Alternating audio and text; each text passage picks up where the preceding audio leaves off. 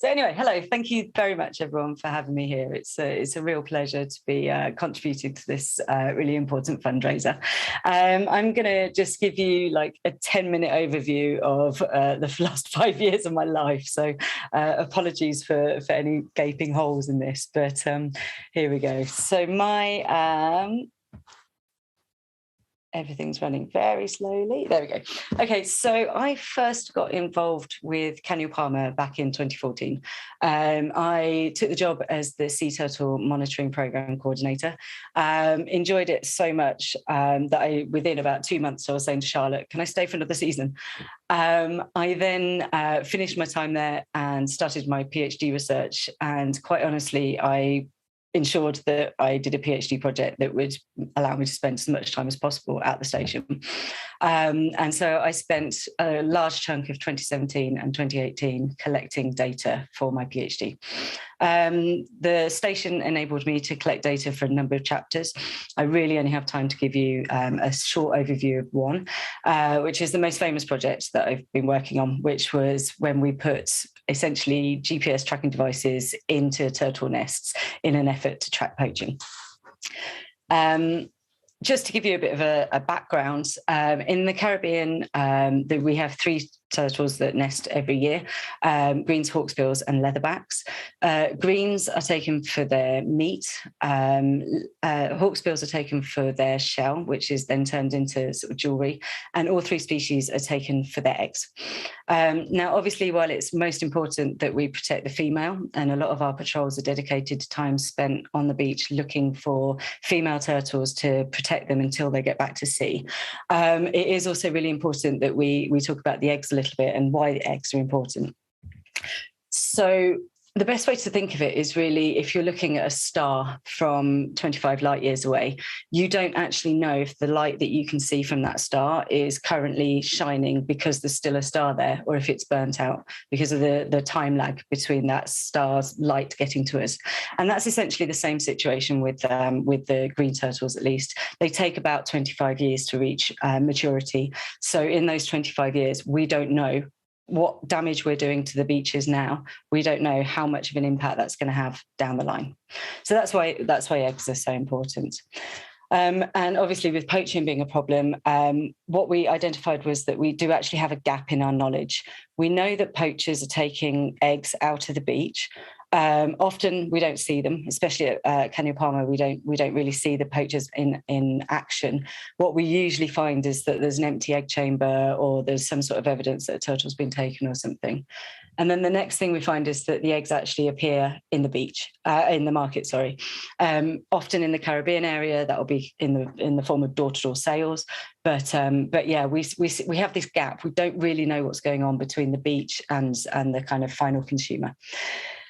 And so I started working on a project which basically sort of took that idea and sort of went, what if, now Breaking Bad, stick with me, what if, just like in that TV hit show Breaking Bad, where the police put a GPS tracking device on a tanker of chemicals, the idea was like, what if you could actually do that by putting a tracking device inside a turtle nest?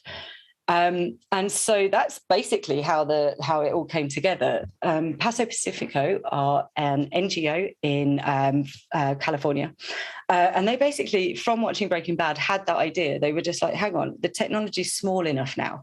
Surely we can get a tracking device inside something small enough to replicate a turtle egg. And that's basically what they did. They created this amazing piece of kit, which is literally, this is the kind of side view. You've got a GPS GSM tracking device. You've got a SIM card that you would put in your cell phone. You've got a battery pack that's almost exactly the same as your cell phone. And then from the outside, the eggs look like this. So you have a turtle egg. It's squishy. They've incorporated the dimple into the 3D printing process. And then you've got these 2 SIM card ports, which allow these 2 ports, one that allows you to put in your SIM card and one that allows you to turn it on and off or charge it externally. So this is a really kind of exciting piece of kit. But the stage they were at when I heard about this project through Molly McGarga, thank you, Molly, was we've got this tech, but we need a beach to test it on. And I sort of got in touch and said, I've got a beach you could test this on, and I'm doing a PhD on this sort of thing on poaching. Would you be interested in collaborating? And that's a very short version of how we came to work together. And what I want to do now, hopefully the video will run, is show you a short snippet of essentially what we do when we deployed the fake eggs. This is footage that was taken in the Pacific, so this is why it was possible to do it during the daylight. This is an olive ridley turtle. But what we do is exactly the same as what we were doing at Canyon Palmer. We were putting eggs into the nest when the turtle's laying, making sure we don't touch her at all. And then what we do is we allow that process to continue. The turtle will carry on laying the eggs over the top of our decoys.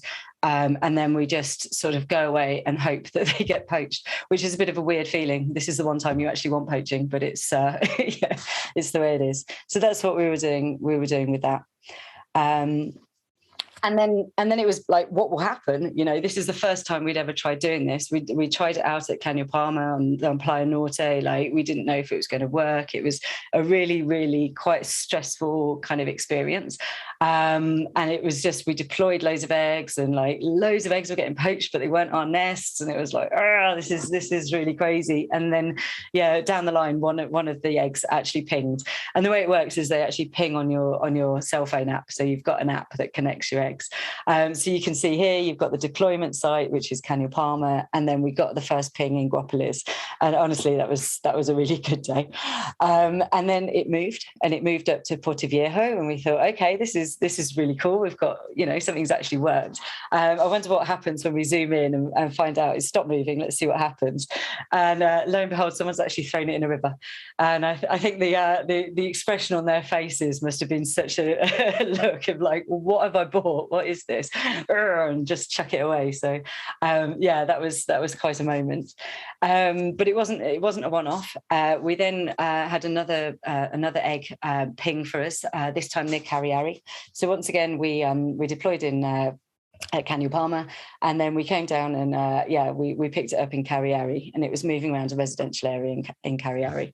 So this was really, really exciting, and one of the things that we were able to do from this was sort of say, now that this has worked, can we do this on a bigger scale? Can we take it to the Pacific and try it on a different species? Can we try it on different beaches? Is it just a one-off here? Like, what challenges will we face?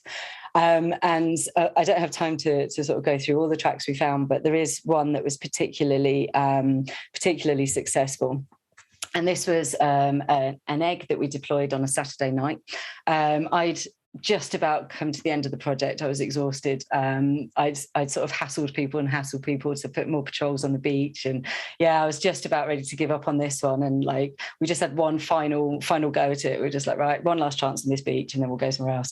And we deployed on Saturday night. Nothing happened. And then Monday morning it came online, and it really started to move. And this is exactly what it looks like on your phone, except this was over the course of a few hours. But what you get is like that movement. And just to put that into perspective, this is the track that we made. This is the distance it traveled. It traveled 137 kilometers inland. And so obviously I was like, where's it going to go? Like, what is it? Let's zoom in. So I had to look, and the egg had stopped behind a supermarket loading bay. So you've basically, what's happened there is we've picked up a kind of back alley transaction. Something dodgy is going on. And so that was amazing. Like, this was so great. The next day I came to sort of download the data from this egg, and lo and behold, the thing's moved again, and it's actually in a residential property. And that was the absolute icing on the cake, because what that means is that we've actually got the entire trade chain. That's exactly what we set out to do, and we've achieved it.